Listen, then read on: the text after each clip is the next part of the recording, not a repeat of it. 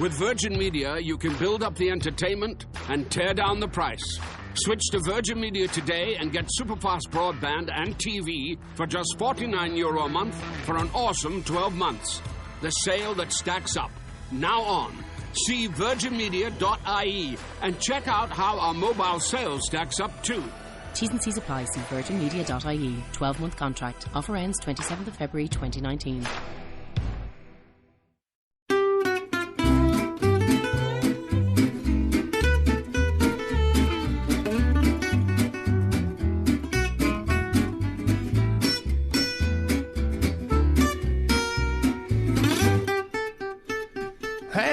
Everybody.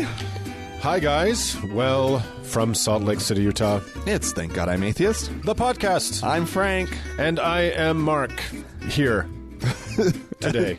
Welcome, Mark. Thank you. And coming up on today's show, we're going to be continuing our conversation about art and religion in this part 2 of our who knows how many part 26-part series. Strap in. We're going to be talking a little bit more about sort of the conservative religious response to art and to the NEA and all that kind of stuff. So stick around for that. And of course, coming up now is this week's craziness in the news. Stories.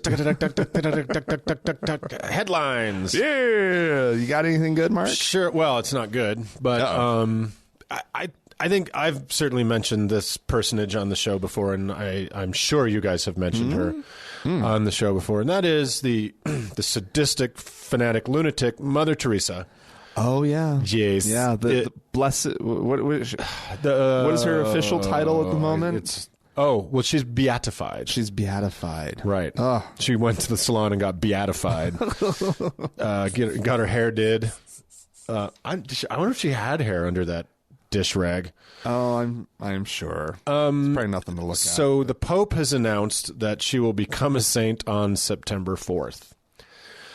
Yeah, okay. That's good. I don't know. This is not... It's not someone who they should... Oh, anyway, go on with you. Well, go on. The main reason I bring her up is because she has somehow, weaseled her way into being this cultural landmark of goodness, of decency and caring and loving and self-sacrifice. And it is all 100% bullshit. It's the literal opposite of the truth. Yeah. She was an insane... She was literally a sadist, and she took this kind of Catholic de profundis idea to its ultimate extent, which is that suffering strips away your sins and brings you closer to Jesus. Right. And she warehoused people that in what she called hospitals that were the furthest thing from hospitals, right? Where people who were either terminally ill and in terrible shape, or had completely preventable issues like a bile duct, a blockage of some kind, or an intestinal problem that could be handled, who just laid on these cots and died in misery, right? With nary an aspirin. Nary an aspirin, and weirdly they would occasionally do an IV or something, but it was used needles. Nuns who have defected from her order talked about sharpening the needles on the cement. Oh my god! Because they were so dull, and oh my god, and just an atrocious human being that captured the world's media's attention. Yeah, somehow. I mean, really. Right. And would smile at watching someone die in agony, saying, "Oh, you're so close to Jesus. Can you feel the pain of his wounds?" And, oh, my God. And because there was this misinformation about the goodness of her work, she received hundreds of millions of dollars in donations that just sat in banks collecting interest. Where's this money? It's still just collecting interest. Her order, she has 100. There's now, it says, according to reports, the celebrated nun had 517 missions in 100 countries. Oh, my God. So some little amount went to sustaining the subsistence of the mission. Right. But the rest of it just sat there. And whereas with that money, she could have built a state-of-the-art hospital in Calcutta. Or hospice center. Yeah. That fucking needed a state-of-the-art hospital. Yeah. But she didn't. And a lot of the money came from some of the world's most odious people. She hated democracy. She loved dictators, loved them. Okay. She thought democracy was a terrible idea. So she was very close to the Duvaliers in Haiti, who were just horrible people. Wow. And it turns out, I didn't know that detail. When Teresa had heart problems, do you think she laid on a cot in one of her shit piles and died quietly? What'd she do? She took first class airfare to a top American hospital and was treated by the best doctors in the United States. Wow. So didn't exactly practice what she preached. No. So I mostly bring her up because I think it's just important for us all to remind each other to speak up. That was a great maneuver with your pen there. Threw a pen at Frank. Sorry, Frank. To speak up when people bring her up as some kind of, Mother Teresa, you'd say, well, thank God. Yeah. Well, if you have a half hour, watch Christopher Hitchens' Hell's Angel. Yeah. It's on YouTube. The whole thing is there. Look it up. And that's the best primer that you'll get on the Mother Teresa story. What a monster she was. Yeah. And it kind of he kind of tells the story of the first BBC camera crew that goes to Calcutta. Yeah. And they have this brand new film stock from Kodak. That's right. Which is low light film. It's low light film, and it has incredibly high range, right? Like right. It works great in daylight. It works great indoors, right? With very little light, and so they go in. They've never used it. They didn't do any tests into a very dark chamber where these people are laying suffering. And the cameraman is like, "Well, I guess I'll just try it out." Yeah. Because I know nothing else is going to work. Right. And they get back to London. They're watching the rushes, and this Catholic producer. The Catholic producer is like, "It's divine light. Yeah. It's divine light," and turns the whole thing into a miracle. A miracle. Yeah. And it is counted as one of her miracles. No. Yes. Because you need a couple miracles and a couple card tricks or something like that. And I stole a Guido Sarducci joke there, but that was counted as one of her miracles. That it was a fucking film stock. Yeah, it was like it's just good low light film. Yeah, it's a new product thanks to Kodak. Yeah. And the cameraman says that he was about to say, "Hey, 3 cheers for Kodak." Right when the guy is like, "It's divine light." Oh, good boy, it's divine light. Oh no, good. Whatever a British man would say. Boy, when you want to be a saint, it's good to be lucky. Old boy. That's what he said. Old boy. Tut tut. All right, enough of this. Okay. Anyway. Horrid little troll. Yeah, no, it's important to bring up. It's something that we need to keep talking about. Yeah. She can't get away with it. Although she's dead now. But if you need some help in your last moments, call out. Pray to Mother Teresa. See how it works for you. She'll come and help alleviate your pain. Is that what you know? She'll come and cackle at your bone cancer. All right. I didn't even think about which one I want to do next. Let's do... I'm going to get the poll out of the way. There's always a poll. Why is there a poll? I've noticed single week. You're very data-driven. You seem... personally, Frank, to like polls. I do like polls. Yeah, you They're seem to have like a very data... it's always interesting to just... It helps me kind of just frame the world that I have to live in. To take the pulse of the people. Yeah. So anyway, this is a terrifying poll. Apparently, the majority of did I say that right? Majority of GOP voters, they support, at least temporarily, banning Muslims from the U.S. A majority of GOP voters. Are you at all surprised by that? I think I'm surprised that it's a majority. Really? I'm not at all. You're not? No. Oh. No. I guess I want to believe in my fellow man. Sweet Frank. Sweet, naive Frank. I mean, I guess this explains why Donald Trump's appealing so much, with the rhetoric that he's spewing. It explains why he's the front runner and more there's probably an organic conclusion of being their candidate. There's probably an organic relationship between that poll and what Trump is saying, because maybe they wouldn't have been comfortable expressing what they believed until someone in quote unquote leadership made it a very public position. Right. Because it's kind of an awful thing to say or believe, but and sometimes racists and bigots will keep their opinions slightly to themselves because they know that's a racist or they will be labeled that. Right. He's obviously given people license to just Permission. Yeah. blow the lid off. Let's see. 4 in 10 Republican voters want all immigrants in the country illegally to be deported. 4 in 10. Okay, that's not not surprising. It's weird that it's actually, that one feels low to me. Same here. But 9 in 10 Republican primary voters in 5 states where they did the polls are unhappy with the direction of the federal government. Wow, big surprise. 9 in 10, right? 4 in 10 are angry. Just 4? 4 in 10. 4 in 10 are angry. Yeah. They've allowed themselves to be angry about the direction of the country. I think that's low. Really? Well, look at the behavior. Look at what Trump has tapped into. Yeah. Right? I mean, he hit a gusher, didn't he? With all this insanity, like watching what's happening at his rallies, even without the protesters. Like Chicago got crazy, right? Because a lot of protesters went inside with the intent to disrupt. Right. But even when it's just like one lone person holding a sign, it's bedlam. People they're kicking them and pounding them, and there's glee on their faces while they're doing it, and it's frightening to behold. But I guess my perspective, I would always look at that and say, there's the angry fringe. Sure. Right?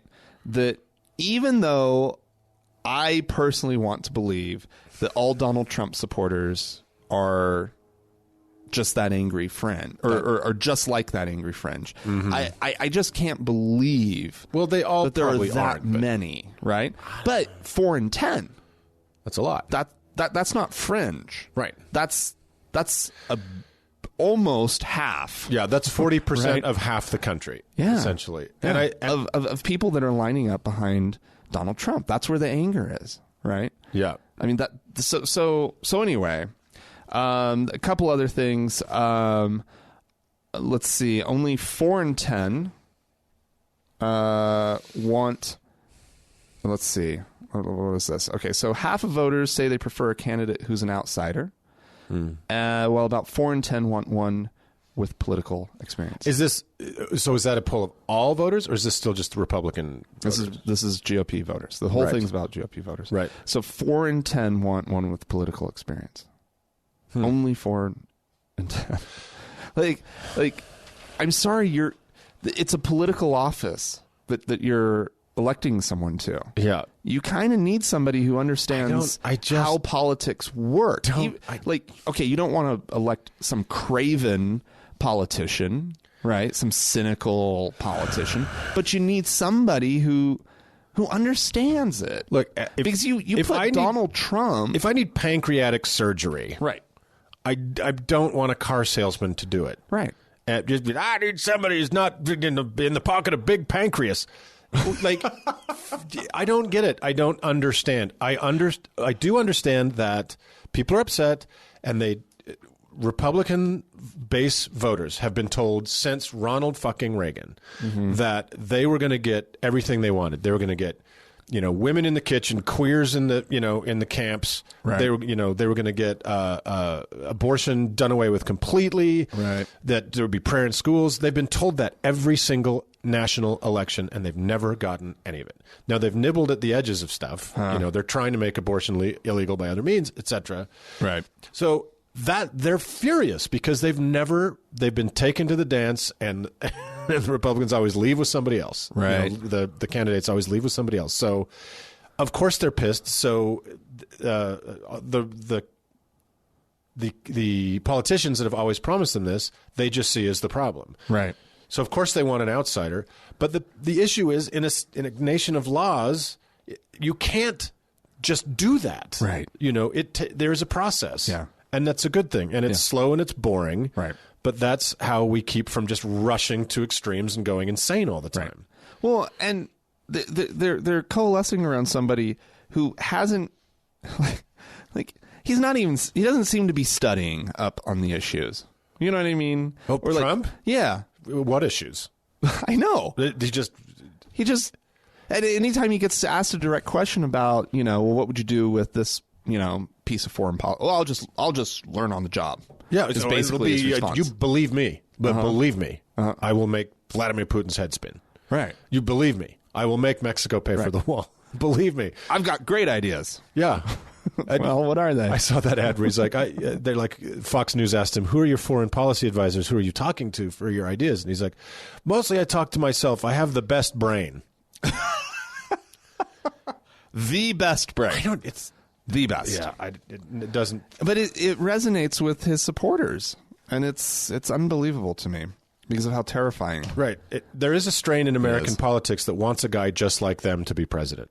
But he's not just like them. He's not just like them, but he sounds like them in a way. Yeah. It's just factless. It's unpolished. Yeah. It's vulgar. It's rude. It's dismissive of women and other people's rights and other people's feelings. I'm a fairly smart guy. I want the president to be 10 times smarter than me. I know. I want to feel like a moron in the presence of the president. Yeah. So I don't get that, I just want to have beer with him and then watch NASCAR. I don't fucking get that. Strain of American politics. I'm sorry, anybody who likes NASCAR. I was listening to this, what was it? It was on NPR, and they were talking to this magazine publisher down in Florida who had worked with Trump in the past, who had actually helped publish Trump magazine. He was the publisher of Trump magazine. And I mean, it was just once again, just something that was branded Trump. Right. But Trump was, I guess he was involved. It was, because it had to be classy. Yeah. But the guy was questioned by the journalist on sort of, were you ever in any sort of negotiating situations with Donald Trump? That's one of his big claims, that he's such a good negotiator. Right.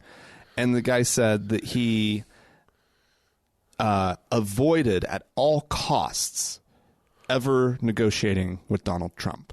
He would only deal with his lawyers because the man was so unreasonable. Right. In any request that he ever had, right, that he was just like, I want nothing to do with that part of he couldn't operate. Who he is. Yeah. And so, I mean, Donald Trump as president, foreign governmental bodies would be like, no, we don't want to deal with him. Right. Deals off. Yeah. Deals off. Let us either talk to your Secretary of State, or we're not going to sit down in the same room with you. Being the president is not being the CEO. Right. It's all you do is negotiate. All you do is compromise. Yeah. That's it. And you can't be the attack dog either. No. You have to be a diplomat. Right. And he's an attack dog. He's an attack dog, and he's been listed as one of the top 10 global security threats. A Trump presidency. Yeah, along with like Chinese currency devaluation and ISIS gaining, seriously. I know. Hell in a handbasket. One of these days, in the future, we're going to be having a show where it's kind of a sit down and say to all our listeners and friends, please, it's happening. Please don't kill yourselves. We have community. We're going to get through this. Delete all evidence of ever having listened to this show from your device. Because you don't want proof that you're an atheist. Gold plate everything so you can pass. Because they're coming for you. I think it's entirely likely at this point. I know. It's terrifying. I can barely think about it. I know. I can't believe it. I'm nearly 50, and I'm just in my live-long day, I've never seen anything that is this bananas. I know. In our political system. I know. I'm just like I'm mortified. And you could see people on television just kind of blinking and going, nobody knows what to do. I know. I'm speechless. I don't even know. Speechless. Anyway, Mark, speechless is a bad condition for a podcast. Well, let's go micro for a second, and again, in headlines that shouldn't be headlines, because why is it surprising, like the one you just read? State Board of Education in Alabama votes to keep evolution disclaimer in biology books because religion. So wait, what is the disclaimer? I guess I can assume what the disclaimer says, but what does the disclaimer here's say? what the disclaimer says. Biology the word theory, in quotes, has many meanings. Oh, no. Theories are defined as systematically organized knowledge, abstract reasoning, a speculative idea or plan, or a systematic statement of principles. Scientific theories are based on both observations of the natural world and assumptions about the natural world. They are always subject to change. They're always subject to change in view of new and confirmed observations. Yeah. Okay, not too insane. Right. Many scientific theories have been developed over time. The value of scientific work is not only the development of theories, but also what is learned from the developmental process. The Alabama course of study, science includes many theories and studies of scientists' work. The work of Copernicus, Newton, and Einstein, to name a few, has provided a basis of our knowledge of the world today. It's going in a good direction, right? It's promising. Okay. The theory of evolution by natural selection is a controversial theory. No, it's not. That is included in this textbook. It is controversial. No, it's not, because it states that natural selection provides the basis for the modern scientific explanation for the diversity of living things. It does. Since natural selection has been observed to play a role in influencing small changes in a population, it is assumed that it produces large changes, even though this has not been directly observed. Oh, my God. Frank can see me turning scarlet. Because of its importance and implications, students should understand the nature of evolutionary theories. They should learn to make distinctions between the multiple meanings of evolution. What? To distinguish between observations and assumptions used to draw conclusions, and to wrestle with unanswered questions and unresolved problems still faced by evolutionary theory. That wrestling is called science. There are many unanswered questions about the origin of life.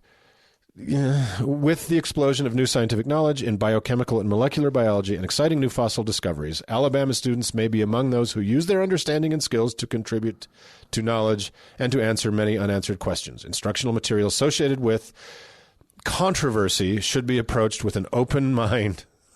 Said open mind. Studied carefully and critically considered. Okay. That is what high school students in Alabama must read. So that their parents can feel a little bit better. Again, I am absolutely about evolution. Baffled by the idea that people who believe literally in the virgin birth, people who believe literally in the story of fucking Noah, demand a greater proof from the completely provable, the absolutely scientific fact of evolution. Well, science still out on that one. It ain't like the story of Jonah, which happened. Well, right. Because that's faith. Oh, my God. And faith is far more trustworthy to these people. Yes. Than scientific consensus. We're not... Like, I love that they always paint it as though there's controversy. No, in your own mind, there's controversy. It is not controversial. There's nothing controversial about evolution. No. It is established through scientific consensus. Every single fact about how every new thing discovered about life on Earth, not even the origin of life, not even every fact supports evolution. Every fucking fact. Not one doesn't. And this idea that, well, there are no transitional fossils. Every fossil is a transitional fossil. Yeah. We're all in transition. Every form of life is always in transition from one thing to another. Yeah. Just because your lifespan is too short and you're too rock stupid to understand it, to see it happening, well, how come there's still monkeys? If we evolved from monkeys, how come there's still monkeys? Just because you're stupid doesn't mean it's not true. So I don't really have an opinion about this. No, clearly. Yeah. Wow. Yeah. I don't know. I'm a little scared right now. Mark's all worked up. I'm behaving like a Trump supporter, but it's just so fucking silly. I don't understand this desire to send our children out into the world hobbled. Well, that's Alabama. I guess that's Alabama. That's on the flag. Yeah. Hobble our children. I mean, you don't understand it yourself. You're terrified of it yourself. And you're surrounded by like-minded people. Yeah. A girl from work, young girl. Yeah. Really sweet. Just a sweetheart, right? Yeah. Came to us a couple months ago and announced that she was moving to Alabama with a friend of hers. Holy smokes. To Tuscaloosa, right? And I'm just like, have you ever been to Alabama? Like, do you know what you're... I have been to Alabama. The name of that town sounds like a lung disease. And she's like, yeah, I know, but, it's a college town and this and that. And I'm like, I don't think you... For fun? She's like, I'm bored. I'm moving to Alabama. Well, she has this friend who, for what I can't remember why her friend was moving there. And she's like 19, 20, whatever, right? And her friend's moving, and she decides that she's just going to go, and she'll just get like, some, serving job or whatever, right? She's going to go and just have an experience. And I'm like, why are you going to Alabama to have an experience? Saying I'm moving to Alabama is the end result of a huge series of terrible choices and bad luck. It's not just like, whoo, it's Tuesday. Yeah, I'll move to Alabama. She called us last week asking for her job back. She's like, I can't stand these people. She's like, my God. She's like, I stand out like a sore thumb, and I can't stand them. They make no sense. They're unreasonable. And how long was she gone? She's just a sweet little kid. How long? 4 weeks. Oh maybe. My God, that poor thing. Yeah. And of course we're like, yeah, we'll bring you back. We're not going to be able to get you a lot of shifts. Let's bring you back. To our international or big city listeners, it must seem strange that the remedy for living in Alabama is fleeing back to Utah, but that is the state of... That's the way it is. That's how bad Alabama is. That's how bad Alabama is. Well, Salt Lake's a lovely place. Let's not diss Salt Lake. Cray. We can diss Utah however much Has she come? To. Did you give her a job back? Please say you did. Oh, yeah. Oh, good. But You're like I said, we can't get her many shifts initially. I mean, she walked away. Until she's out of quarantine. Until we make sure that none of it rubs she's off. Safe for the rest of the she's staff. Clear of her Tuscaloosa. That's funny. You can tell that with an X-ray. Oh, poor thing. God. But yeah. Oh, it's my turn. What were we talking about? I think it's my turn. Okay, your turn. Yeah, it is. Yeah. We did you were done, right? The biology with book. all that? Yeah. Okay. I'm going to get this one out of the way really quickly. Okay. Because I'm tired of talking about Trump. Oh, okay. But I can't pass this one up because it is actually really religious-y. Okay. So it's a Trump pastor, right? He's somebody who's supporting Trump. Okay. Right. What's the guy's name? Televangelist Mark Burns. Because he kicked off a rally for Donald Trump in North Carolina by calling for Bernie Sanders, who's Jewish. Oh boy! Right? Let's just remind everybody: Bernie Sanders, Jewish. Boy. I'm scared. What do you say? He calls on Bernie Sanders to get saved, and then he goes on. Bernie Sanders, who doesn't believe in God, how in the world are we going to let Bernie? I mean, really? He says to the crowd's applause. I mean, really? He didn't say a sentence in there. Bernie's got to get saved. Bernie's got to meet Jesus. It's one thing to say get saved. We all know what that means. Yeah. But now he actually brings Jesus into the mix. Well, that's a little bit sinister to meet Jesus. How does one meet Jesus? Well, yeah, by passing through the veil. He's got to come. He's got to have a coming to Jesus meeting. So he's saying Bernie needs to convert to Christianity. Well, thank God there's no history of Christians aggressively trying to convert Jews to make that as sinister as it could sound if that had indeed been the case. Yeah. Yeah. Wow. Yeah. Pretty amazing. Oh, if that happened. Well, I don't know. Like, Christians want all the tolerance in the world. For Christians. For Christians. Yeah. Yeah. Otherwise, it's persecution. Yeah.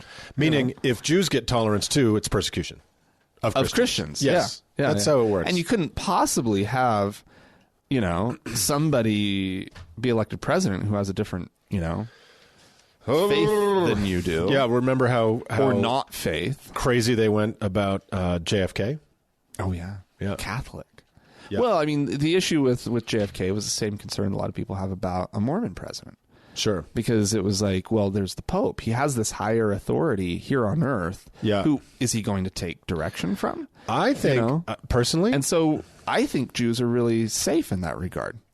Because there is no sort of central Jewishness. There's no Jewish Pope. You kind of get to be your own Jew in a lot of ways. Unless you're, like, Orthodox. God, it's chaos. Who do they answer to? And I might be, Rabbi Gruber, please correct us. I have a... I've learned that I open my mouth on anything Jewish and I always get it wrong. But do you know what, though? I have a friend who's a pretty seriously observant Jew, and what my take from who he feels like he answers to, who he is responsible to answer to, is himself.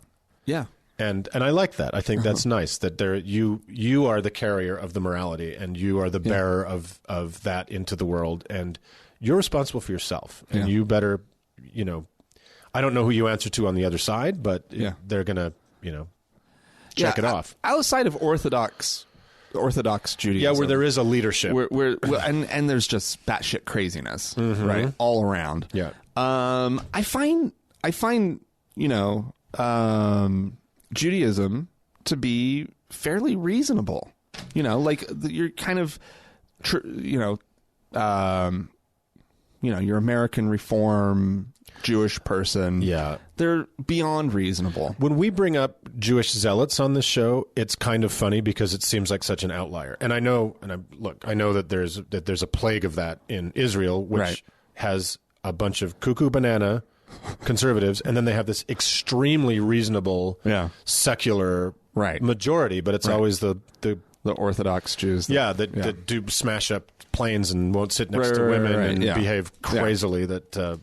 So I agree. I just think that leave Bernie alone. Leave Bernie alone. Leave Bernie alone. He doesn't actually seem that reasonable. I think guy, but he's before he meets Jesus, he needs to meet a barber. A comedian described him as completely bald yet having more hair than anyone else in the race. That's amazing. So I've got a fun one. We touched on Girl Scouts a little. We touched on the story of Girl Scouts. Let me be very specific about that last week. Didn't we talk about Girl Scouts? I think we did. Yeah, we did. Yeah, and so the Girl Scouts are back in the news. Why? What did they do? Oh. What horrible thing did the Girl Scouts do this time? This time, they need to be murdered. According to... Pardon? They need to be murdered. According to our friend... Where is this coming Kevin from? Swanson, the pastor courted by Ted Cruz, who has repeatedly called for the execution of gay people, including just minutes before speaking with Cruz at an event last November where Cruz heartily accepted his endorsement. He has spent years, this guy is a freak. He's a freak on the level of Pastor Manning and Ass Babies. This guy's a crazy man who clearly is a not successfully closeted homosexual. He spent years calling for a boycott of Girl Scout cookies and accusing the organization of promoting communism and turning girls into lesbians. Of course, yeah. That makes sense. He said that Girl Scout leaders have violated Jesus' teachings, that it would be better for someone to have a millstone hung around their neck and thrown into the sea rather than cause a child to sin. This instruction, Swanson said, should be applied literally. After criticizing the Girl Scouts because it promotes lesbianism and movies like Harry Potter and how to... What? Well, my question is, where does one find a millstone these days? Well, because if it's literal... Brooklyn, they're making, like, the hipsters are making home milled bread, but there are not enough millstones for the lesbians, right? Am I wrong? We have a shortage of millstones for this particular need. Thank God. Well, we're just gonna have to make more. Get those hipsters. Get them. Put them to work. More stone ground breads. We need a little sweatshop down in. So this is the guy who screamed that he would cover himself in cow shit and sit outside a church if his son gay married. Sit outside the church door, and went on that rant about oozing sores and. Don't put a smiley face on sores. It's not nice. What is it? Wait, what is this? Kevin Swanson. Okay. Yeah, he's crazy. I guess I don't know the name, to be honest. Oh, you will. You'll get to know the name when he'll probably be Cruz's vice presidential running mate if Cruz can pull it out. If Trump somehow implodes between now and then. Well, fascinating. So again, he's wow.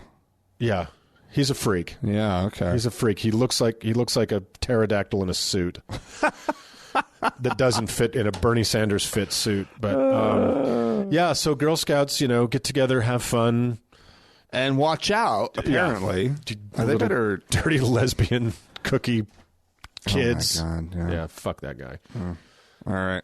Well, Oklahoma, everybody. Oklahoma is okay. Just okay. I love that, right? It's on the license plate. Does it say just okay? No, but it should say just okay. That's what everybody understands it to say. Oh, well. Oklahoma is okay. Okay. It's okay. Hey, everybody. We're from Oklahoma. It's okay. That's life in Oklahoma. Don't be ashamed, okay. Frank. Have some Okie pride. It's a hard thing to do. Is that a slur, Okie? It's kind of a slur. Nah, it might be for some people, but I don't know. My parents... You can call each other that. My parents embrace it. Yeah. They're Okies. Yeah. Whatever. That said, their state legislature... Oh, you'll recall, right? I have to actually back up with this one. You'll recall, not too long ago, the case of the 10 Commandments on the state capitol grounds in Oklahoma. It's hard Oklahoma City. It's hard to isolate which state, but you're saying in this case it is Oklahoma. It's Oklahoma. Right. And there was the miraculous Oklahoma Supreme Court ruling just last year. Right. That ordered the removal of the 10 Commandments monument on the grounds that it was in violation of the state constitution. Mm-hmm. Right. Because their state constitution says that no public money or property shall ever be appropriated, applied, donated, or used directly or indirectly for the use, benefit, or support of any sect, church, denomination, or system of religion, or for the use, benefit, or support of any priest, preacher, minister, or other religious teacher or dignitary or sectarian institution as such. They spelled out separation of church and state very fucking clearly. That is as specific a law as I have of any kind that I've ever heard. Oklahoma. State constitution. That's amazing. Yeah, 1906 probably, or somewhere around there. I think that's about when Oklahoma became state. And somewhere in the early 1900s. Boy, Oklahoma is sticklers for clarity. Well, one of the things that I remember from Oklahoma history when I took it, and I think every 8th grader has to take Oklahoma history, was locusts. It's that because Oklahoma is one of the last states to enter the Union, right? Oh yeah, so was that statehood 1906? Yeah, so it has a constitution that was written in the 20th century. Yeah, so it's one of the most modern constitutions that I would have thought they were older than that, but 1906. Yeah, it was, and so they pointed out in the state history book that it was very sort of clearly written. There was an intention from the writers of the Constitution that a layman could read it. Right. It didn't sound like legalese. That's pretty clear. This is just fucking clear. Yeah. Right. Once they killed all the Cherokee, they were like, now we're going to create a egalitarian society, right? And we got all those so-and-sos out of here. Oklahoma has embraced its native populations. Now? Yeah, now that all the smallpox blankets... Now that the Trail of Tears is settled. Oklahoma had to embrace its native population because it was the dumping ground. Right. For all the native groups. Because the Cherokees are not from Oklahoma. And that's true. They were displaced people. But they've done very well. They flourished in Oklahoma, actually. Good to hear. Anyway, now, let's bring us back up to date. There is, because of this horrible decision by the state Supreme Court supporting the state constitution. Yeah. There is a House Joint Resolution 1062, which passed on March 10th by a vote of 86 to 10, which is seeking to wait, did I get this wrong? I got this wrong. Oh, no. Okay, we might have to strike this. Let me just read this sentence real quick.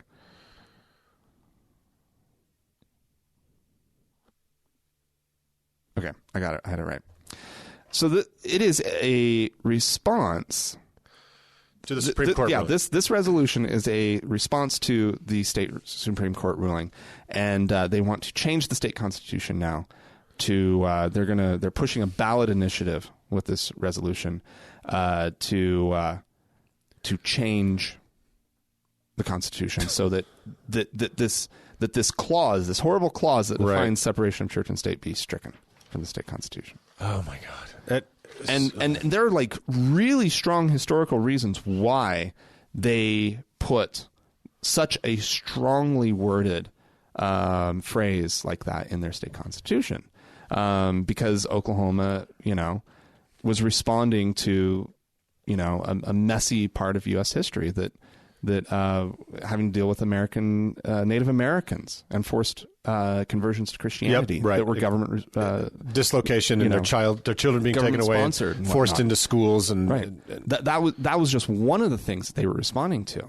I'm actually, when I was saying that Oklahoma treats its native population pretty well, this is a good case or a good indicator of relative to the rest of the country. All the way back. Then. They were saying, no, that's a terrible thing. And in this state, we're not going to pay for that. Well, the reason that the entire concept of church and state separation exists in the modern world is because of all the history of religion and government. Yeah, absolutely. All of it. Religion gets into government or vice versa, and it causes just a fucking disaster. And, maybe exaggerating, someone might call in and say, well, Bhutan is, but it's always the case. There isn't even a state in Bhutan. It's all Buddhism, basically. But I'm glad you brought up the example of Native Americans and how disgraceful that treatment was, and that inspiring that law. Yeah. But that was probably the most recent part of millennia of history in the world with church and state. Right. They were on firm, solid ground, especially in this country, a country that supposedly has separation of church and state defined in our, the federal constitution. Right. But they went a step further, and I think $20 says these guys think that's only for Christians. They think it's only going to apply to Christians. Yeah. So when the Satanists show up with their Baphomet statue, these guys are going to trip all over their dicks going, what? No, man, it's just for 10 Commandments. I can't do Oklahoma. Is that Oklahoma accent? Really close, yeah. Thanks. Nailed it. Hey there. Okie, but me. The problem is, they're going to spend all of this time, changing their state constitution, striking down a fantastic, definition of church and separation of church and state. Yeah. Right. They're gonna push it through, and in today's Oklahoma, it will pass. Wow. They will change their state constitution. They will strike this from it. Right. Yeah. And then they are going to march down and put the 10 Commandments right back up on the state capitol grounds. Right. They're going to get embroiled in another lawsuit. Yep. And over the whole thing. And this time it's going to go to the U.S. Supreme Court, and they're going to have to remove the 10 Commandments again. This is just a pointless exercise. Yeah. They're wasting it's pissing away It's just money. Message bills. And it's the same thing our legislature does every year. When the Utah legislature voted to repeal the U.S. 17th Amendment to the Constitution, which gives direct election of senators to the people. Our dum-dums at the legislature here want to appoint senators. Yeah. Themselves. Yeah. As the legislature. Right. Yeah. So we elect our legislators, and then they get appoint to pick United States the senators. US senators. Yes. For us. I mean, in Utah, because we couldn't possibly. I got to say, in Utah, they probably couldn't do worse than the people. No, that's because true. Boy, if you know anything about Orrin Hatch and Mike Lee, we have some stinkers. We have some blue ribbon dopes. Yeah. Mike Lee, who, by the way, is personally holding up federal relief for Flint, Michigan. personally holding up fixing the water system. He is such a piece of shit. He's It's such a piece of shit. unbelievable. His pudding soft little chin and his little tum-tum. It's just... And he thinks he's such a hard ass, and he just looks like a giant fucking baby. I hate him.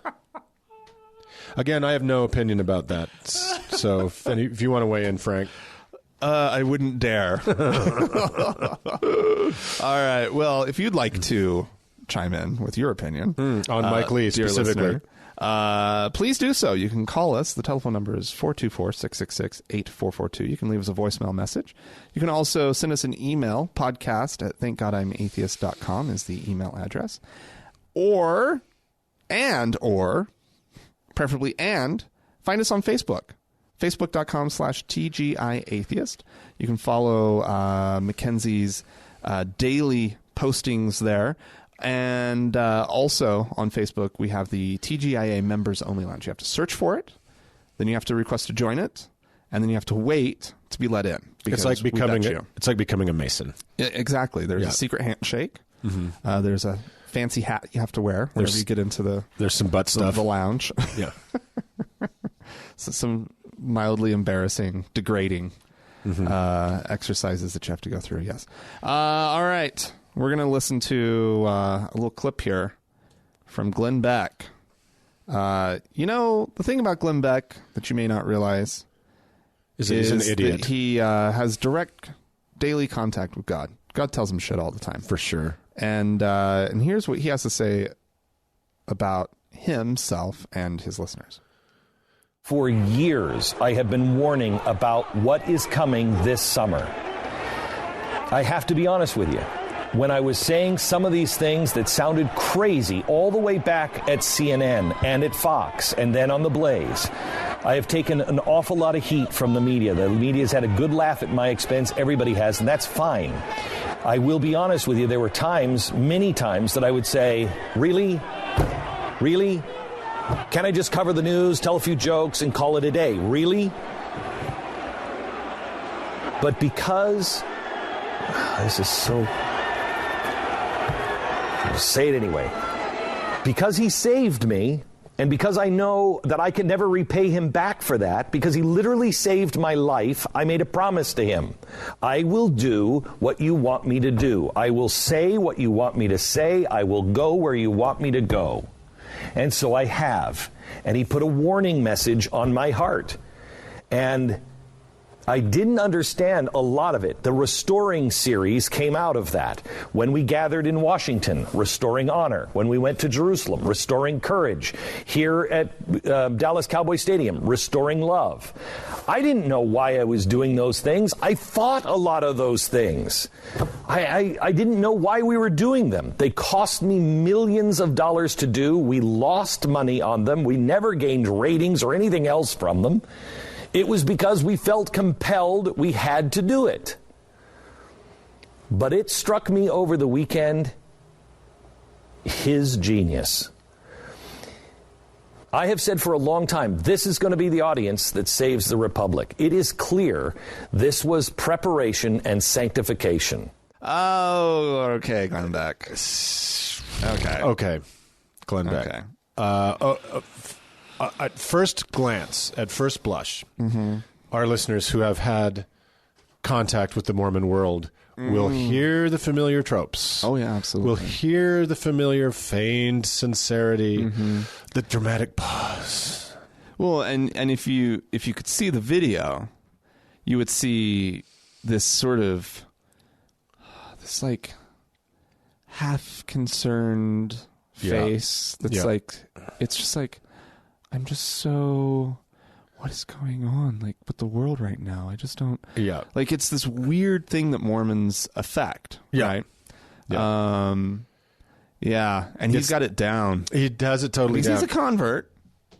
Converts are the worst. Yeah, well, that's true. Converts are worse. Is he still active? I don't know. I don't know. I don't know if he is or isn't. I would not believe him if he said the sky was blue. Like he is so. The problem with that fake sincerity, and that I think a lot of religious people don't understand, is that it is so obviously fake sincerity. Right. Like anybody else can see it. It's only inside your ecclesiastical or your group bubble that kind of, well, what I'm about to say will change the world. It's every... I hardly dare say it. It's like nobody believes that shit. That's such garbage. But, for people inside the bubble, they're like, oh, yeah, that's like swearing on a Bible for them. Yeah. Well, and this is a Utah state legislator as well. Who?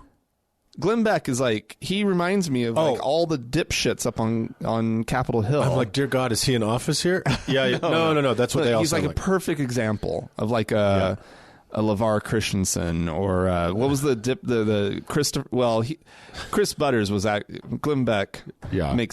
Chris Butters makes Glenn Beck look smart, look pretty polished. Yeah. Butters was a true moron, but you're right. He definitely has that affectation. Yeah, and it's just.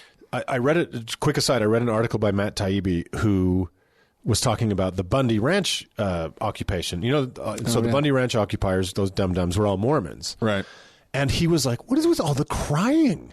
Oh, yeah. What is all this crying? And I'm like, oh, dude, that's just Mormon. Yeah. Yeah. That's grown men who would never cry in front of their children. Like a Mormon man, like some tough-ass rural Mormon guy who's a hard-ass rancher or whatever. You could hit him on the head with a sledgehammer and he won't cry. Right. Because he's tough. Because he's that tough. He's truly tough. Right. But he'll stand up in front of his congregation at church and weep. Yeah. Like his children will never see him cry, even when like their mother dies. Right. But he will weep when he's talking about the Holy Ghost helping him fix his brakes or something. Yeah. It's craziness. And I'm not off, am I? It's like, no, you're totally right. Testimony meeting is there's a lot of car trouble discussed. Yeah, screen doors off their hinges. Yep. Yeah, that was what was her name? Was that Sister Reader? I can't remember. There was one member of the congregation who she would get up and it was just like, it was seriously like, my screen door came off the hinges. I remember this one story. For testimony? Yeah. Wow. And she was like, and then like the missionaries were walking by and they helped me put it back on the hinges. That is a miracle. And it's like,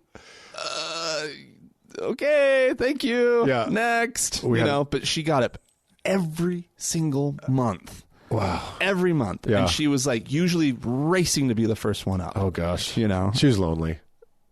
It's probably lonely. She might have been. I don't really remember who she was beyond that. This was when I was a little kid. Does she need to be anyone else? That's amazing. We had a guy in our ward who was an older guy. He was really sweet. He was an older guy and he was very deaf. Yeah. And so he'd get the microphone right up to his mouth and he didn't understand amplification and his voice was kind of, as deaf people often are, it's kind of not completely right. So anyway, it was just crazy. And he would talk about, it was always about the car breaking down and praying, and then the car was fixed, and nearly driving off the road with his car full of kids, and nearly driving off the road with his livestock, and every month, same story. It's unbelievable. Yeah. But just getting back to Glenn Beck, just momentarily. So he's bad at what he does, right? Isn't that what he's saying? He doesn't know why he does the things he does. Right. He doesn't have a plan. There's no coherence. Right. He does stupid things and loses money for no reason. Right. Yeah. And yet it's God's plan because God is sanctifying and preparing. But for what? Glenn Beck's audience, and because he starts off, he leads in with that whole thing about sort of the chaos in the political system right now, right? Yeah. And that's the thing that's showing on the screen. I guess if you're just listening, you may not get it. Because all the chaos that you can kind of hear at the beginning, it's the political. Well, he's showing like Trump rallies. Yeah, with the chaos, fighting and everything. Yeah. Yeah. And so anyway, his audience is being prepared by God through Glenn Beck to be ready to like save America. Well, that's his whole thing. Let's get on it because it's not looking good, guys. Because this is the thing. Mormons have this weird. Was it Brigham Young that said that the Constitution of the United States will hang by a thread? It was Joseph Smith. It was the White Horse Prophecy. Right. Okay. Yeah. This is from the foundation of Mormonism. Yes. Mormons believe that there will come a time when the Union is about to crumble, Yes. and the Constitution is Hanging by a thread. Yeah. And they will. It will be the Mormons who save the Republic. Right. Yeah. And that was all around Romney, by the way. That was the swirling. Yes. That was the swirling thing around Romney. Is he was the White Horse prophecy. But look at what Romney's trying to reclaim now. He's jumping in and he's getting up and he's trying to be like the chief promoter of these other candidates other than Trump. Right. So he's getting out there once again in the mix. Yeah. Because, clearly that wasn't the fulfillment of the prophecy. And but it he worked. knows that he is someday going to be the fulfillment. That's in Mitt Romney's head at this point. People have been preaching that to him for the last guarantee you that's in Mitt 8 Romney's to 10 head. years. Yes. Right. That he is going to be the savior of the United States. Yeah. And now he sees it maybe not as being president, but as preventing Donald Trump from being president. Right. Yeah. That's interesting. But yeah. Mormons in general believe this, and so you have Glenn Beck getting on his crazy internet TV station, right? Yeah, there are some, and he sees himself in the same light. Without getting too into the weeds, there are some really troubling prophecies in Mormonism that are, a bit open ended, and they're not written like that Oklahoma law that is like, under no circumstances will the following ever happen. Right. It like the one strong and true Mormon prophecy. This guy is just going to show up and he's going to save the church. And that's kind of all we need to know. Right. And so a lot of lunatics have said, I am the one strong and true. And you can see Glenn Beck suddenly going, oh, right. It is I. Yeah. It's easy for the crazy. Yeah.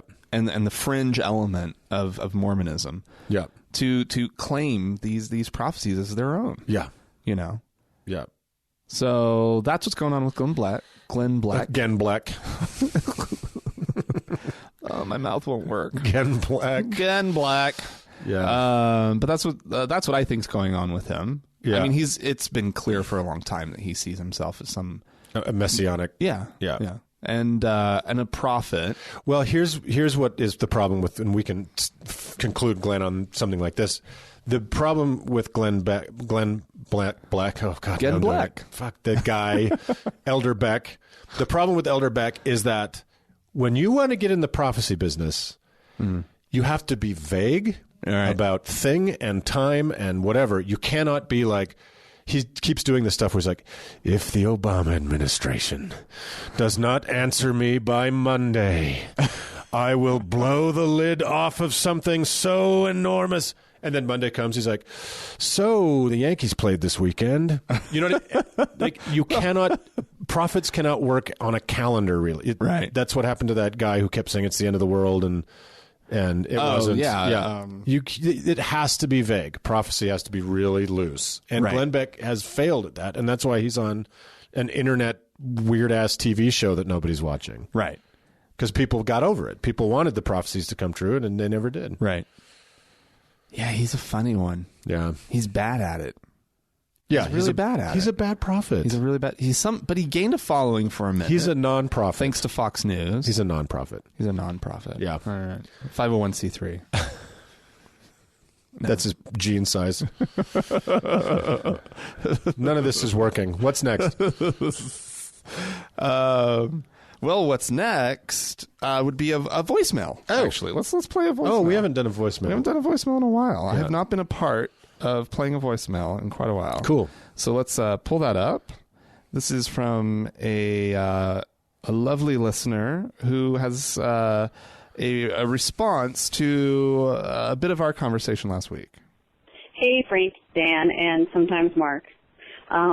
This is Melissa from Spokane, Washington. I've been listening for about a year now. Love it. Anyway, so the recent podcast, Frank and Mark were talking about religion and art. And Mark had noticed or mentioned this thing, Nancy Reagan's whole nothing that wasn't wholesome type of art. And how religious people are kind of like that. They like it to just please them and be pretty and be nothing outrageous that challenges your thinking, much like, anything they're into. But anyway, so I just wanted to relay a little anecdote from my teenhood that kind of goes hand in hand with that. Growing up, I loved drawing. It was my favorite thing to do. I was, halfway decent at it. So getting into junior high where you could elect your own classes, of course, art was in there. In 8th grade, I had an art teacher who was absolutely terrible and should not have been a teacher of any kind, I think. She was extremely religious and talked about it in class in a public school. And you could tell that she applied her, lifestyle choices towards the kids in the class's art choices. For instance, this only person's art who she really seemed to like was this one very pretty, preppy, nice Christian blonde girl's drawings of ponies and horses. Those always got A's, whereas the rest of us who picked really interesting things to do projects on, well, we usually got C's or D's or F's. Me and a friend of mine, who's a very cool guy, we decided we would just start doing things that we knew would bother her. So we were thumbing through some magazines, National Geographic to be exact, and there was a special article about aging transvestite hookers. And so both of us picked out some really cool, pictures to do. We had to do like a black and white sketch of a color photo. So both of us picked out these really badass pictures of like 60-year-old transvestite men with, like dresses and jewelry and earrings and their hair grown out all long but patchy and bald because they were aging. And, oh man, just seeing the look on her face, it was beautiful. Anyway, so thought you guys would enjoy that. I really hope she's not teaching art anymore. Thanks, guys. Love your stuff. That's awesome. I love everything about that voicemail.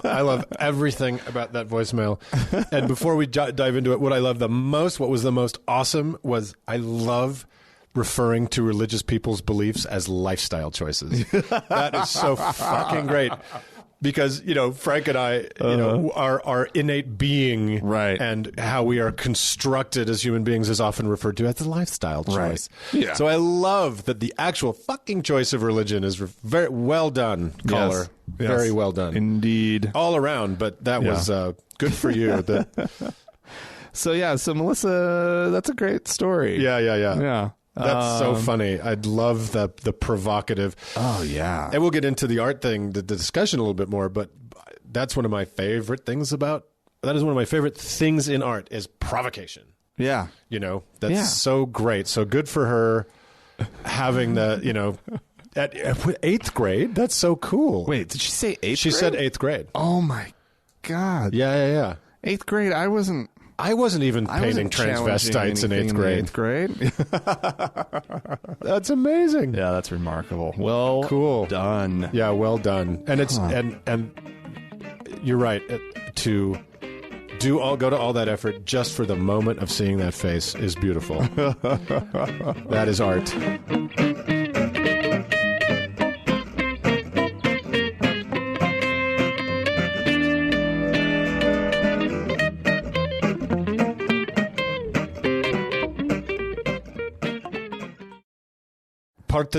Part 2. Yes. Of whatever we were talking about last week. Frank and Mark talking about art. Yes. Frank and Mark in the labyrinth of what the hell is art.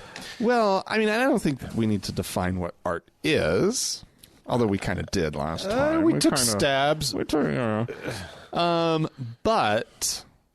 I think... Well, this week we kind of promised that we would talk about a lot of the instances of sort of censorship of art and religious folk trying to control what art is or what gets funded or whatever. Where do we want to start with that? Well, we were texting about it, and you sent me like a barrage of examples. Yeah, just from memory, because as we kind of concluded last week, I said, I'm older than Frank, but if you're in that general age range or older, you remember well the culture wars that kind of started to really explode.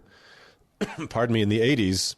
Uh-huh. Well, surely in the 60s, there was all the cultural upheaval and tumult where it was very conservatism versus whatever this new sensibility of the 60s was. Right. But in the more staid 80s, yes, you know, when America was a little more buttoned down and you know, permanent press, there again emerged this kind of culture war, and or real, you know, the real, what we now describe as the culture wars, I think really began at that time. Yeah, exactly. And it had a lot to do with Reagan's electoral coalition, right, where he managed, with the help of, you know, some of the real scumbags of the Christian right, the televangelists, you know, some really awful people, to get evangelicals and the American Protestant communities, evangelical Protestants, to really come to the polls in large numbers. And to do that, you have to rile them up. You have to give them a reason to come. You have to give them a reason to show up. Yeah. And so, you know, Reagan did that in a lot of different ways. He gave he announced his candidacy for president in a place called Philadelphia, Mississippi, which is famous in the civil rights movement, where 3 election volunteers, poll workers, who went from the north to the south to help register black voters, were killed. Right. Not very long before that announcement, probably just 12 or 14 years before. That's remarkable. Yeah, isn't that, it's spooky. Do you really think about that? Yeah, and why would you go to this nowhere town to announce a presidency? To announce your run for the presidency? Anyway, so Reagan was a master of the dog whistle, and he really ginned up a lot of very conservative, very Christian people to come to the polls, and that's you know, oddly, that's how he beat the actual evangelical born again Christian Jimmy Carter. Isn't that crazy? Yeah, super crazy. So it just shows you the fraught nature of identity politics in America. It's never exactly what you think it's going to be. Right. So anyway, he came into power. It was Morning in America. It was all this kind of sunny, happy bullshit that this kindly, grandfatherly conservatism was going to kind of erase the cultural upheaval of the 60s and the 70s, and it would be white picket fences, and there'd be the 4th of July every day. Jelly beans. And jelly beans. And, it, you know, of course, it was a moronic approach to governance, and it was and we're still dealing with it today. But specific to what we're talking about is the real war began under Reagan with something called the NEA. And the National Endowment, the National Endowment for the Arts has oddly, it hasn't been around as long as I thought it had been. And really? No, it was chartered in 1965. I don't know. I thought it would have been a Roosevelt thing. Well, I think that was probably its DNA. Okay. So I think that the Works, what was originally called the Works Progress Administration, then became the Works Projects Administration, had a very robust arts arm. Yeah. So under Roosevelt, you know, the Great Depression, and it was the country absolutely cratered. Right. The greatest economic, I mean, it affected the whole world. Right. But the U.S. was in terrible shape. Yeah, they put a ton of artists to work through the WPA. Ton of artists. I read that it was more than 10,000 artists of various kinds were doing all kinds of work in service of the people. But they were paying people who do ceramics just to make ceramics. Correct. To no real end. Like we know sort of the WPA. Farm projects and stuff like that. Well, and you know, like the posters, the sort of the solidarity posters that they would paint, and they were, you know, fantastic. And clearly that's a way that they were putting artists to work, for sort of the benefit of society, the country. Yeah, in the same way in the same way they were putting farmers to work to farm, and they were putting road builders to build roads, and you know, so much. It was a brilliant program. So much came out of that.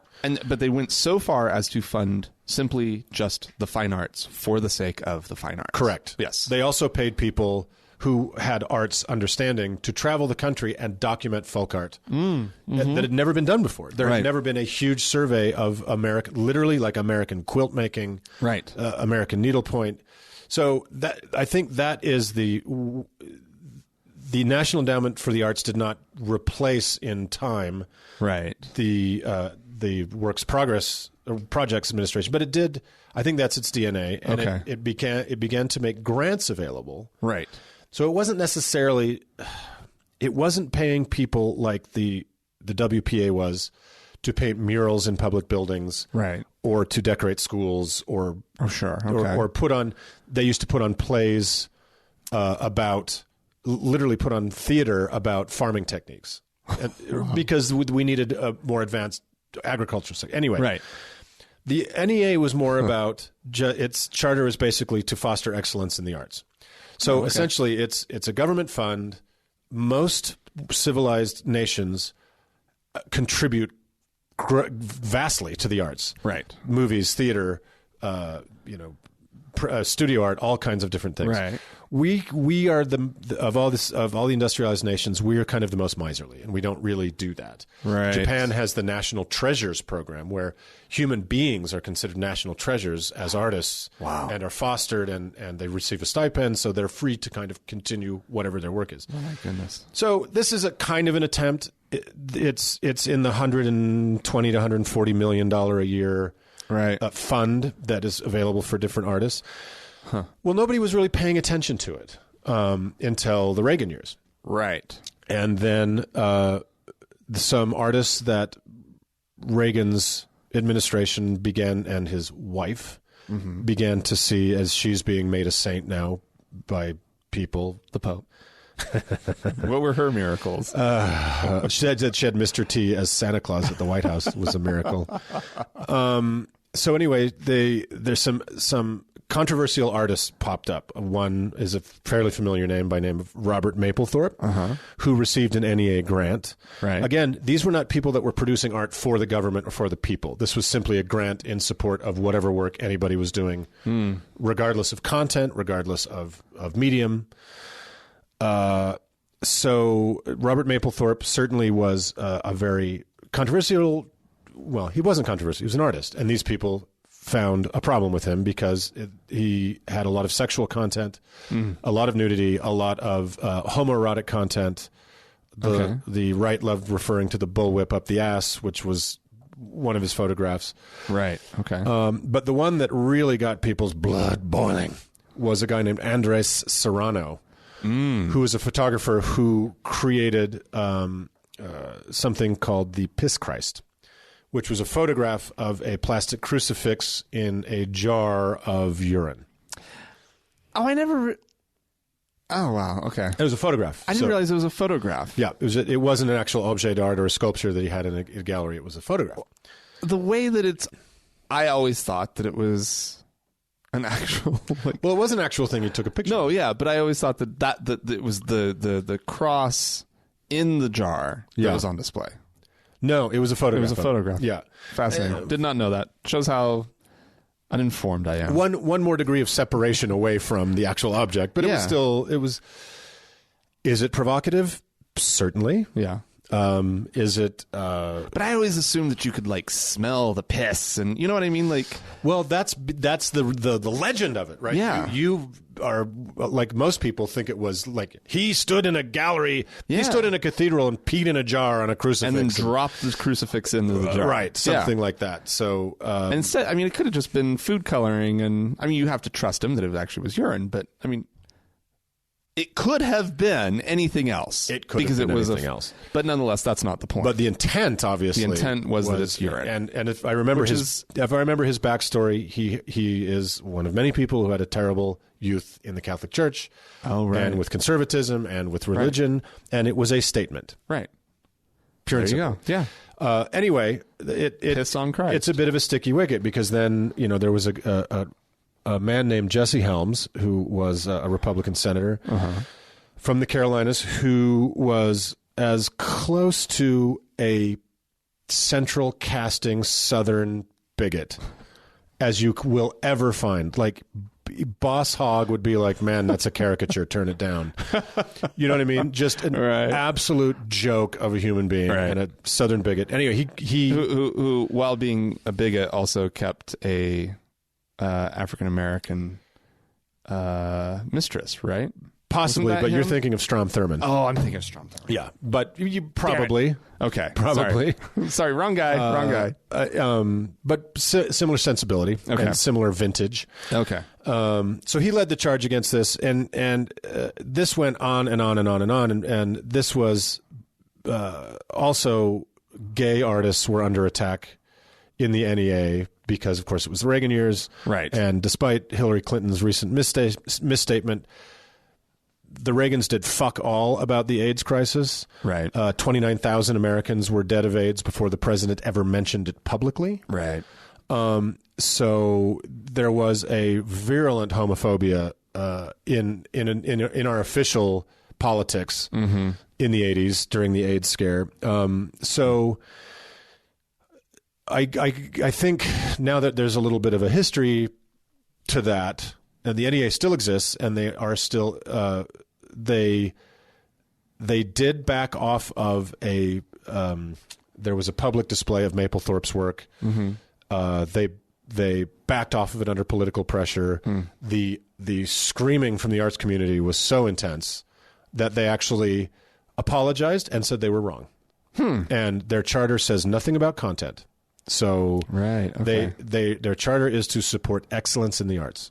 Wow. And that's really basically it. Right. Okay. So I think happily, I'm not sure what's happened in very recent years. Happily, they've refound their footing. Right. And what miserly sums they have to give away for grants, I think they're doing regardless of content now. Huh. Yeah. All right.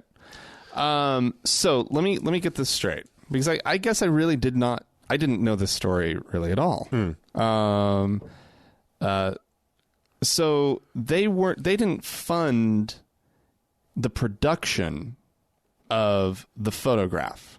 They were just backing a showing. So as an artist, you may apply for a grant from the and many do. Right. Because there's no money for arts in this country. So you apply for a grant, and they juror somebody jurors your body of work. Right. And says, oh, this person is doing really interesting work. Right. It seems important. So he did get funding. He got funding. Okay. I don't know if he got funded. If he said, hey, I want to put a crucifix in a jar full of piss, you can take a picture of it. Right. Like, I don't know if that was the approach, but he was, and they basically are not paying generally for a single work. Right. They're paying to support an artist to do their work. They're basically probably just asking for the person to prove that they are a working artist. Right. Show us a portfolio. Right. La la la. Okay, that's the kind of stuff you do. For theater or dance, you may be applying for a single work. Right. Okay. You want to produce a play. But a photographer, sculptor, painter. I think it's more general than that. Yeah. Here's what we do, blah, blah, or here's what I do, blah blah blah. Yeah. And you may get some get funding. $20,000 for a year or something. Right. Like okay. that to pursue your work. And then you go off and do whatever the fuck you want. Yeah. And then the NEA got all the heat. Yeah. Because they had supposedly paid for the thing. Right. And right. so, okay. We got into a discussion about commercial art last week, and of course there is fantastic commercial art. There are great films, is great music, there is great plays that people sell tickets to or sell albums or whatever. But I think part of our discussion is there's always a strange, there's a church and state kind of sensibility to the money art relationship. Right. Right. So when these conservatives felt entitled to be able to have something to say about this art because it was publicly funded. Right. Okay. So PBS, for instance, is always under attack. Always under attack. Yeah, ridiculous. PBS, which is an amazing service, right, is always under attack because they aired a show about evolution. Right. Right. So, I think it's a bit tricky. I'm not sure. I think that governments and societies should support the arts. But certainly people are entitled to say anything they want about it. Mm-hmm. I mean, you're free to hate the piss Christ, or you're free to hate any art you want and say something about it. Right. But do we allow government to then juror it for content, and say, again, it's only wholesome art. It's only things, it can only be Norman Rockwell. It can only be, it's to promote the Republic. Right. Yeah. And interestingly enough, the NEA did get caught in a little scandal. Oh, really? About that fairly recently.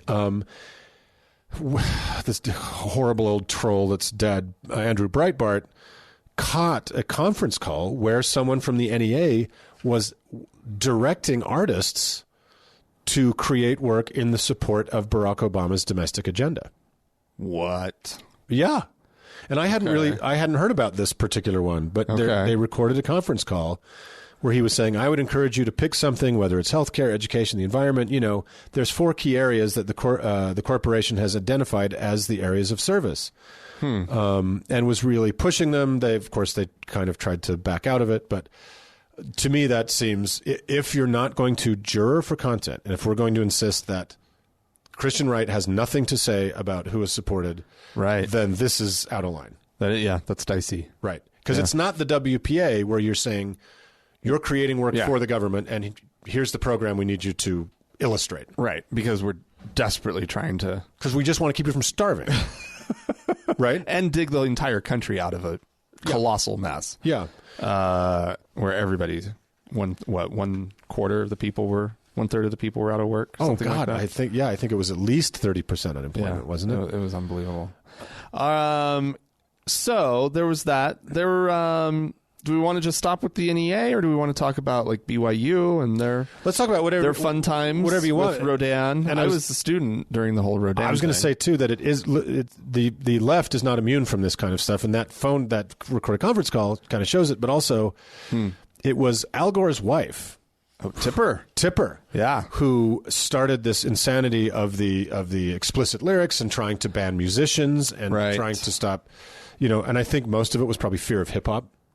Oh, yes. Fear of clearly this new black music that, was way more scary than the nice white ladies from Tennessee the boogaloo just can't handle. Yeah. So that was an embarrassment, and that was a stupid thing to have done. And it was an attempt at censorship, not necessarily by the government itself, but by the wife of a congressman. Right. So I think that I guess what I'm going at here and where we're going to go with BYU for a bit is censorship. Yeah. Yeah. I mean, we don't even have to talk about BYU. We probably are running out. This is why when we first started talking about this, I was like, damn it, we could talk about this for a while. 26 parts.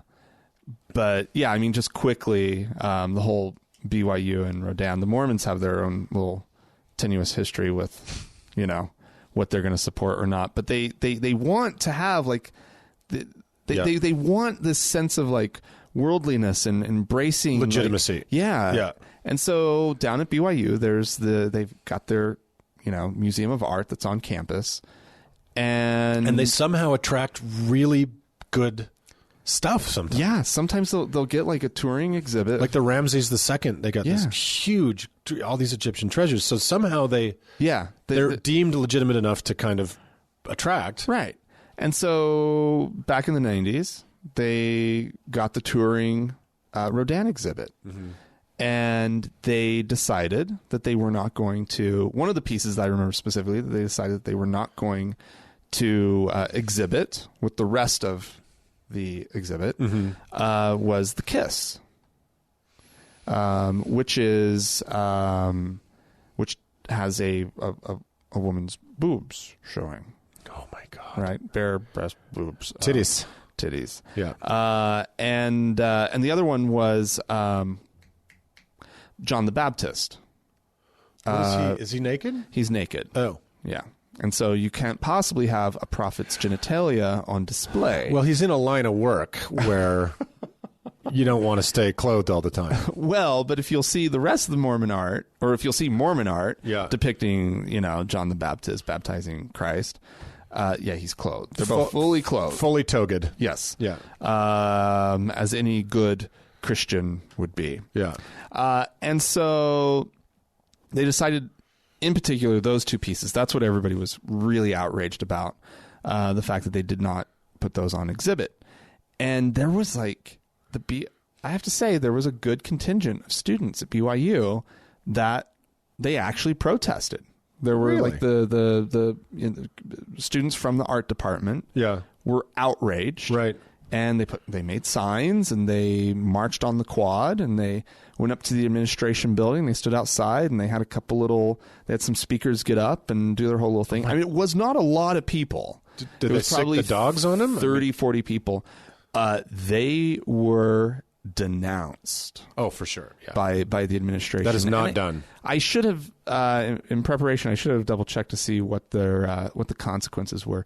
I believe, if I remember correctly, somebody did get expelled from the school over the whole thing. Wow, expelled. I'm pretty sure. Let me double check that. No, that's okay. I mean, I do remember it as it made national news. There was serious fallout. They did the same thing with the Etruscan treasures, where they actually draped ancient Etruscan art. Okay. Pre-Roman art with... I seem to remember an attempt at making something look like a piece of Etruscan art, but it was covering genitals, and it was bizarre.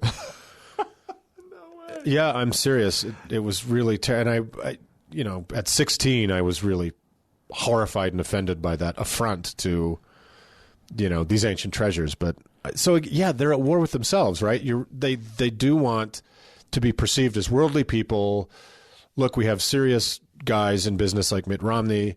We want to attract incredible art, but at the same time, ooh, titties, ooh, pee-pees, I know. How do they resolve this inner turmoil they have? I guess Prozac. Well, and they kept saying this whole thing. I remember them very clearly talking about how, school children come through here. We bring their little kids come through here. We're going to show them this man and woman in first naked of all embrace. Little kids see more tits than almost anybody, right? Well, really little ones do. Yeah. Hopefully, fortunately, they can't remember it. Okay, I don't know. It's on the other side of the veil. But anyway, I swear to God, who changed it? I remember somebody being either they end up leaving the school or over it, or there was a very, very public fallout that happened from the protest because they were blatantly challenging, men who had been appointed by the prophet. Yeah. To run the school. Yeah, this is not done in Mormonism. There is no challenge. Right. You do not challenge authority. Right. That's just not done. I hope that I'm not, and rumor was he was expelled. Yeah, I'm pretty sure that the kid was expelled. Right. If I remember right. Well, they expel people not infrequently. Yeah. If you go to BYU and you enter as a Mormon and you change your mind, expelled. Gone. Yeah. But I always love to make sure that all my facts are right, folks. So before opening my mouth. Oh, pisser. All right. Is that it? Are we done? There's so much to talk about. What I'm looking at is the clock and the fact that we've been going now for a little while. Yeah, well, maybe is there anything else on your mind? No, I just think that the subject of censorship is a fascinating one. Yeah. The subject of who pays for art and if they're paying for art, what do they get to say about it? Right. Is always a vexatious space that artists have to inhabit. Right. And so it's a fascinating topic. We could go on and on forever, but maybe we'll do a part 3 at another time. Yeah. Okay. All right. Yeah. Well, if you'd like to correct me, not me, or Mark, or chime in, please do so. The telephone number is 424-666-8442, or you can email us. podcast@thankgodimatheist.com is the email address. And you can also find us on Facebook, facebook.com/TGIAtheist. While on Facebook, search for the TGIA Members Only Lounge and request to join. And you have to wait a minute, and we'll let you in. All right. Thanks to Mackenzie for all of her help on Facebook, and thanks to the Red Rock Hot Club for the use of their music. Mm-hmm. And thank you, Mark. Thank you, Frank. It's always great having you here. Glad to be here. And thank you, dear listener. Indeed. Bye-bye.